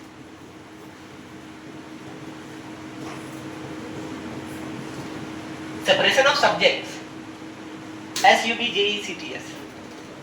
Separation of subjects. एक लिखिए सेपरेशन ऑफ पावर। पावर में तो समझा क्या, लेजिस्लेटिव, एग्जीक्यूटिव और जुडिशरी। दूसरा है separation of subject. Separation of subject से मेरा क्या मतलब है, 3 लिस्ट बनाया गया है। यूनियन लिस्ट, ठीक है, दूसरा बनाया गया है स्टेट लिस्ट, और तीसरा बनाया गया है कंकरेंट लिस्ट। ठीक है। तो यहां पर लॉ जो बनती है, यूनियन लिस्ट में जितना भी नियम बनेगा वो सारा सेंट्रल गवर्नमेंट बनाती है, यानी कि पार्लियामेंट बनाती है। तो यहां पर जो भी नियम बनेगी वो पूरा देश पे एक साथ लागू हो जाता है। तो यहाँ पर इंपॉर्टेंट सब्जेक्ट रहता है, जैसे करेंसी को रिलेटेड कोई लॉ बनाना हो गया, बैंक्स को लेके कोई लॉ बनाना हो गया, डिफेंस को लेके कोई लॉ बनाना हो गया, है ना। तो ये सारा चीज जो देश के लिए इंपॉर्टेंट है, पूरा देश में समान रहना चाहिए, वो यूनियन गवर्नमेंट बनाती है और वो पूरे इंडिया के सारे लोगों पर इक्वली अप्लाई होता था, ठीक है। दूसरा सब्जेक्ट है स्टेट लिस्ट। स्टेट लिस्ट में क्या आ गया, जैसे एग्रीकल्चर आ गया, प्रिजन आ गया, है ना, ये सब आ गया। ये सब के रिलेटेड जो लॉ है वो स्टेट लिस्ट में आता है, जो वहां की सरकार बनाती है। जैसे झारखंड का सरकार बनाएगा, तमिलनाडु का सरकार बनाएगा, तो इसमें चेंजेस हो सकता है। झारखंड में कुछ अलग नियम चल रहा होगा, तमिलनाडु में कुछ अलग नियम चल रहा होगा, क्योंकि यहाँ पे अपना अपना सब्जेक्ट स्टेट बना रही है, ठीक है। तीसरा होता है कंकरेंट लिस्ट। कंकरेंट लिस्ट ऐसा लिस्ट है जो बहुत इंपॉर्टेंट का लिस्ट है, जिसमें ये दोनों मिलकर नियम बना सकते हैं। जैसे एजुकेशन, एजुकेशन में सेंटर भी नियम बना सकती है और स्टेट भी अपना नियम बना सकती है। अच्छा, अब सवाल आता है अगर दोनों टकरा गया, सेंटर भी कोई नियम बना रही है, स्टेट भी कोई नियम बना रही है, अगर दोनों में बहस हो गया कि मेरा लॉ चलेगा मेरा लॉ चलेगा, तो किसका लॉ चलेगा? सेंटर का चलेगा, क्योंकि centre at the end of the day ज्यादा पावरफुल है। तो अगर कोई लॉ ऐसा हो गया जो स्टेट और सेंटर में मैच खा रहा और थोड़ा सा टसल आ गया है, तो वहां पर हमेशा सेंटर का लॉ चलेगा। समझ आ गया? तो एजुकेशन कंकरेंट लिस्ट में आ गया, है ना। तो इसमें दोनों का लॉ बना सकती है, सेंटर भी बना सकती है और स्टेट भी बना सकती है। टसल में सेंटर का लॉ चल जाएगा, कोई दिक्कत है? तो देखिए, पावर को सेपरेट हम लोग किए ही है, जुडिशरी, एग्जीक्यूटिव और लेजिस्लेटिव में। At the same time subjects को भी सेपरेट कर दिए, इसीलिए कोई लड़ाई नहीं हो किसी में कि कल वो झारखंड ये नहीं बोले कि हमको एग्रीकल्चर में नियम बनाना और हमको डिफेंस में भी नियम बनाना है ना। तो कॉन्स्टिट्यूशन दिखा करके तुरंत बोल दिया जाएगा कि डिफेंस में लॉ बनाने का काम यूनियन गवर्नमेंट का है, क्योंकि ये कॉन्स्टिट्यूशन में लिखा हुआ है। इसीलिए हमारा कॉन्स्टिट्यूशन इतना लंबा बन गया, क्योंकि हम लोग सारा चीज को बहुत अच्छे से एक्सप्लेन कर दिए हैं, एकदम छोटा छोटा बिट्स में। कोई डाउट है आपको?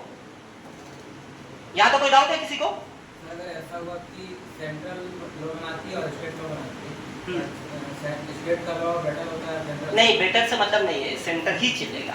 बेटर जितना भी रहे, अरे ऑब्वियस ही बात है, स्टेट बोलेगी कि मेरा लॉ बेटर है आपसे, बट टसल के बीच में सेंटर का ही चलेगा हमेशा। ये मतलब कोई ये नहीं, बेटर का बात ही नहीं है, समझ गया ना, सेंटर का ही चलेगा। ऑब्वियस ही बात है, कोई भी दिन स्टेट नहीं बोलेगी कि मेरा लॉ आपसे खराब है, हमेशा यही बोलेगी कि मेरा लॉ सेंटर से बेटर है ना, लेकिन सेंटर का ही चलता है। उसके बाद लिखिए emergency provisions. Emergency provisions, emergency provisions, emergency provisions, ये हमारे कॉन्स्टिट्यूशन का एक सैलियन फीचर भी है। खराब फीचर बोलिए या अच्छा फीचर बोलिए, ये तो डिबेट का टॉपिक रहेगा, लेकिन ये एक फीचर है।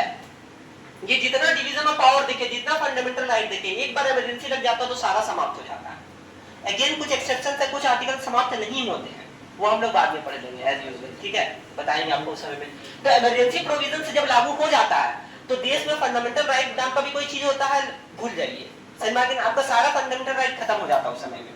समझ, कुछ फंडामेंटल राइट हालांकि एक्टिव रहता है, पढ़ेंगे बाद में, ठीक है ना। तो इमरजेंसी प्रोविजन में अगेन बता रहे हैं आपको कि सारा लॉ जो अभी तक पढ़े, अब बताइए आप ही, एक साइड आप सारा चीज दे दिए और एक झटके में आप सारा चीज वापस ले लिए, ये तो समझिए खिलवाड़ नहीं हो गया लोगों के साथ, यही बात हुआ। एक साइड आप सारा इतना इज्जत दे रहे हैं, आपको फंडामेंटल राइट दे रहे हैं, ड्यूटीज दे रहे हैं, सब दिए, पूरा एकदम इज्जत दे रहे हैं, और दूसरे साइड से बोल रहे हैं कि सब वापस दीजिए। एक झटके में इमरजेंसी लगा तो सब खत्म हो जाएगा, तो समझ रहे हैं। तो इसीलिए बहुत सारे लोगों ने क्रिटिसाइज किया हमारे कॉन्स्टिट्यूशन को कि एक साइड आप जनता को बहुत सारे चीज दे रहे हैं, but at the same time आप इमरजेंसी लगा करके सारा चीज वापस भी ले रहे हैं, तो ये कैसा कॉन्स्टिट्यूशन आप दिए हैं। तो इमरजेंसी लगाना भी जरूरी कब पड़ जाता है, जब हमारा सोवरेनिटी पे खतरा हो, समझ गया ना, जब हमारा अखंडता पे खतरा हो, यूनिटी एंड डाइवर्सिटी पे खतरा हो, तो ऐसे केस में देश में इमरजेंसी लग सकता है। जब मान के चलिए बहुत ज्यादा, खुदा ना खास्ता ऐसा कभी हो नहीं, बहुत ज्यादा मान के चलिए कुछ प्रॉब्लम देश में आ गया है ना, फाइनेंशियली हम लोग स्टेबल नहीं है ना, या मान के चलिए बहुत ज्यादा लड़ाई हो रहा है जिसके कारण हम लोगों का समझ लीजिए ऐसा हो गया कि अब मतलब रहा नहीं जा सकता, ऐसा टाइप का लड़ाई हो गया, तो ऐसे में देश में इमरजेंसी लग सकता है कि नहीं। सरकार बोलेगी कि यहाँ पर हम लोग को यूनिटी को प्रोटेक्ट करना है, देश का सोवरेनिटी को प्रोटेक्ट करना है, तो ऐसे में इमरजेंसी लगा देगी सरकार। समझ आ गया ना, इमरजेंसी लगाएगी, आप लोग का फंडामेंटल राइट सब चला गया, सरकार एकदम टॉर्चर करके आप लोग को घर के अंदर भेज देगी, लड़ाई झगड़ा खत्म हो जाएगा। तो मैं एक तरह से में भी जरूरी भी है, ताकि लोगों को जब हद से ज्यादा सिचुएशन आउट ऑफ कंट्रोल हो जाए तो उस समय में चीजों को कंट्रोल में लाने के लिए इमरजेंसी बटन होना चाहिए कहीं पर भी, है कि नहीं। एक इमरजेंसी बटन जरूरी होता है कि अगर देश में कुछ अशांति बहुत ज्यादा फैल गया है तो कुछ तो ऐसा होना चाहिए जिसके थ्रू वापस से शांति बहाल किया जा सके, तो उस सेंस में इमरजेंसी प्रोविजन काफी जरूरी भी हो जाता है। समझ गया। तो इमरजेंसी भी अलग अलग टाइप्स का होता है, अलग अलग आर्टिकल्स होता है, ये अगेन हम लोग पढ़ेंगे बहुत डिटेल में, अभी तो बस आप लोग को फीचर्स बता रहे हैं, तो यहाँ पे समझाना थोड़ा सा जरूरी था, ठीक है। आगे देखिए 3 टायर गवर्नमेंट, टायर बोलिए या टीयर बोलिए, अलग अलग वर्ड्स बोलते हैं इसको, 3 टीयर बोल दीजिए, 3 टीयर गवर्नमेंट, 3 टीयर गवर्नमेंट, ठीक है ना। ये भी सिर्फ हमारे देश में ही है।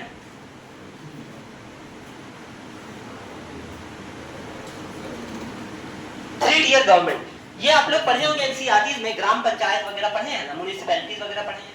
तो बाकी सारी दुनिया में सिर्फ 2 टीयर में गवर्नमेंट है, एक सेंट्रल लेवल पे है और एक स्टेट लेवल पे है। हमारे कॉन्स्टिट्यूशन में महात्मा गांधी जी की बात को सुनते हुए एक और नया लेवल ऑफ गवर्नमेंट बनाया, लोकल सेल्फ गवर्नमेंट। मतलब सेंटर में तो गवर्नमेंट है, स्टेट में भी गवर्नमेंट है, और एक लोकल सेल्फ गवर्नमेंट है जिसमें ग्राम पंचायत आ गया, म्युनिसिपल बॉडीज आ गया, ताकि लोगों का ज्यादा से ज्यादा अच्छा रिप्रेजेंटेशन हो सके और डेवलपमेंट हो सके। तो 3 लेवल पे हमारा गवर्नमेंट है, एक सेंट्रल पे, एक स्टेट पर, एक लोकल लेवल पे, है कि नहीं, जिसमें ग्राम पंचायत, ग्राम सभा, म्युनिसिपल कॉर्पोरेशन वगैरह आ जाता है, ठीक है ना। तो 3 टीयर गवर्नमेंट समझ में आ गई, ये भी कुछ यूनिक फीचर्स है।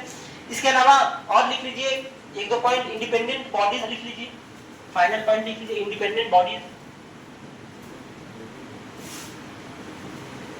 Independent bodies, independent bodies. Independent bodies से कहने का मतलब क्या हो गया, कुछ कुछ प्रावधान ऐसे हैं कॉन्स्टिट्यूशन में जो मतलब एग्जीक्यूटिव और लेजिस्लेटिव आसानी से उसको कंट्रोल नहीं कर सकते। जरूरी भी होता है ताकि क्या बोलते हैं देश अच्छे से चले, देश में ट्रांसपेरेंसी हो, तो काफी जरूरी होता है। जैसे इलेक्शन मान के चलिए, इलेक्शन कमीशन ऑफ इंडिया करवा रही है, और इलेक्शन कमीशन ऑफ इंडिया को मान के चलिए रूलिंग गवर्नमेंट रूल कर रही है, पकड़ के रखी हुई है, तो ऑब्वियस सी बात है एक अच्छा इलेक्शन नहीं हो सकता। इलेक्शन में क्या हो गया, प्योर एकदम होना चाहिए, एकदम फेयर होना चाहिए, कोई भी मतलब समझिए उसमें दिक्कत नहीं होनी चाहिए, हर लोग वोट करें, कोई भी प्रॉब्लम नहीं आना चाहिए, यही हो गया एक अच्छा डेमोक्रेसी। बट मान के चलिए इलेक्शन कमीशन ऑफ इंडिया ऐसा हो गया जो सेंट्रल गवर्नमेंट उसको अपने में कंट्रोल कर रही है, तो ऐसे में तो अनबायस्ड इलेक्शन हो जाएगा, होगा कि नहीं होगा। तो ऐसे में क्या होगा, प्रॉब्लम हो जाएगा इलेक्शन में। तो हम लोग को चाहिए इलेक्शन कमीशन ऑफ इंडिया हमेशा इंडिपेंडेंट रहे, कि वो अपना डिसीजंस के लिए, अपना सैलरी के लिए, अपना समझ लीजिए बहुत सारे काम को करने के लिए बार बार सेंटर के पास नहीं जाना पड़े। अगर उसको हर छोटा बात पे सेंटर पे जाना पड़ेगा तो सेंटर उस पे कंट्रोल कर लेगा। तो इंडिपेंडेंट बॉडीज को इतना फ्रीडम दिया गया है कि आप अपना काम खुद से कर सकते हैं, विदाउट सेंटर का ज्यादा इंटरेक्शन या कोई भी स्टेट गवर्नमेंट का ज्यादा कंट्रोल से।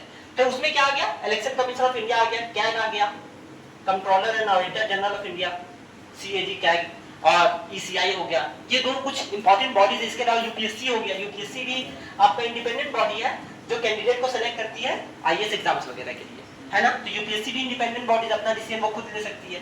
तो ये सब कुछ इंडिपेंडेंट बॉडीज हैं ताकि देश अच्छे से काम कर सके, नेता लोग अपने हिसाब से इसको मतलब कंट्रोल ना करें, इसलिए कुछ इंडिपेंडेंट बॉडीज भी बनाया गया।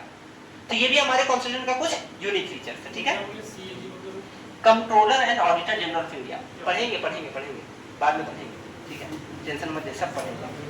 अलग अलग टॉपिक ही है, जब हम लोग पढ़ेंगे ना स्टेट एग्जीक्यूटिव क्या है, सेंट्रल का एग्जीक्यूटिव क्या है, तब गवर्नर पढ़ेंगे, है ना, प्रेसिडेंट पढ़ेंगे, वाइस प्रेसिडेंट पढ़ेंगे, कैग पढ़ेंगे, अटॉर्नी जनरल ऑफ इंडिया पढ़ेंगे, फिर गवर्नर पढ़ेंगे, ऐसे करके सबको पढ़ना हम लोग को, समझ आ गया। अभी तो मतलब समझे ट्रेलर भी अच्छा से नहीं, ये टीजर है, समझ लीजिए, समझ आ गया ना। अभी बहुत चीज पढ़ना है, बाद में पढ़ेंगे हम लोग, अभी आप बस ऊपर से समझिए जितना समझाने का था, समझ आ गया कृष्ण, कोई दिक्कत है यहाँ तक।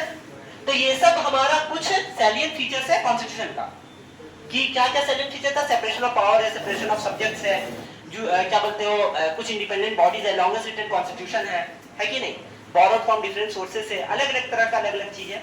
अगला क्लास में हम लोग पढ़ेंगे हमारा कॉन्स्टिट्यूशन कहाँ से बोरो किया गया है, ठीक है। उसके बाद हमारा फ्रेमिंग ऑफ कॉन्स्टिट्यूशन टॉपिक खत्म हो जाएगा, उसके बाद हम लोग फंडामेंटल राइट्स वगैरह देखेंगे, फिर धीरे धीरे हम लोग एग्जीक्यूटिव की ओर बढ़ेंगे। पॉलिटी है लंबा थोड़ा सा, लेकिन मजेदार तो है ना, मजा आएगा पढ़ने में, ठीक है।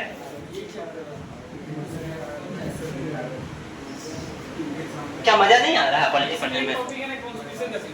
हाँ, अभी बहुत अभी टॉपिक ही स्टार्ट नहीं हुआ है, किसने क्या बोला आपको, अभी टॉपिक मतलब समझ लीजिए, अभी सिर्फ आप कॉन्स्टिट्यूशन का फ्रेमिंग देख रहे हैं, है ना। अभी तो मतलब बहुत बाकी है, क्या बोले, अभी कुछ स्टार्ट ही नहीं हुआ, समझिए ऐसा, अभी कुछ स्टार्ट नहीं हुआ है। आप लोग डरिए मत, मजा आएगा पढ़ने में, सच बता रहे, मतलब ठीक है, थोड़ा सा लगता है कि ये है, धीरे धीरे आप पढ़ते रहिएगा ना, पता भी नहीं चलेगा, सब्जेक्ट कंप्लीट हो जाएगा और इंटरेस्टिंग भी लगेगा, समझ में आया। ऐसा नहीं है कि अपना देश के बारे में जान रहे हैं, है ना, किस तरह से कॉन्स्टिट्यूशन काम करता है, बचपन से पढ़े कॉन्स्टिट्यूशन क्या है, कॉन्स्टिट्यूशन अब जान रहे हैं अच्छे से, तो इसमें तो और अच्छा होना चाहिए, धीरे धीरे सब हो जाएगा। शुरू में सब हार्ड लगता है, फिर इजी है। कोई डाउट वगैरह होगा तो आप लोग पूछिएगा।